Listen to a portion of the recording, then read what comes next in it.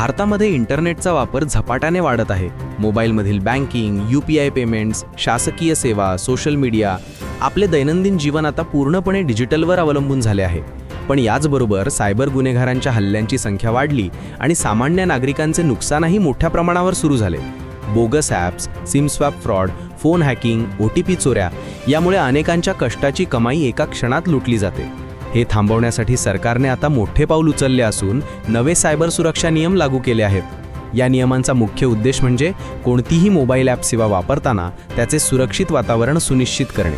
यापुढे बँकिंग किंवा वित्तीय ॲप्समध्ये दीर्घकाळ लॉग इन राहणार नाही. जर आपण आपला मोबाईल उघडा ठेवून विसरलात तर 6 तासांच्या आत ॲप स्वतःहून लॉग आउट होईल. यामुळे कोणीतरी तुमच्या नकळत फोन वापरून पैसे ट्रान्सफर करण्याची शक्यता कमी होणार आहे. दुसरा सर्वात महत्त्वाचा नियम म्हणजे सिम ॲप बाइंडिंग. याचा अर्थ असा की तुम्ही जी सिम कार्ड वापरत आहात त्याच्याशी ॲप जोडलेले असेल. त्यामुळे डुप्लिकेट सिम काढून किंवा दुसऱ्या फोनमध्ये सिम घालून ॲप चालवणं शक्य होणार नाही. गुन्हेगार अनेकदा याच पद्धतीने खात्यात घुसतात आणि खाते रिकामे करतात. आता ही दारं कडक बंद राहणार आहेत. तिसरा नियम IMSI व्हेरिफिकेशनशी संबंधित आहे. IMSI म्हणजे तुमच्या सिम कार्डची अद्वितीय ओळख.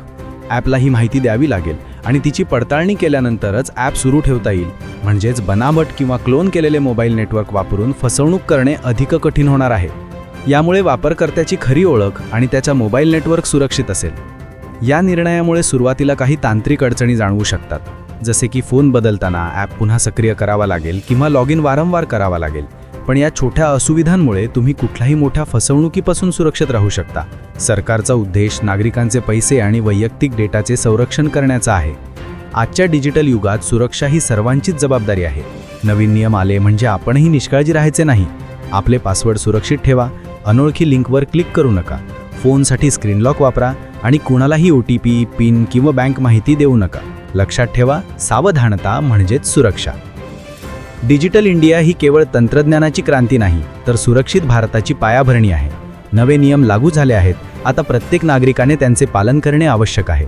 पुढे जाऊन हे नियम आपल्याला अधिक सायबर सुरक्षित देश बनवतील अशी आशा करूया.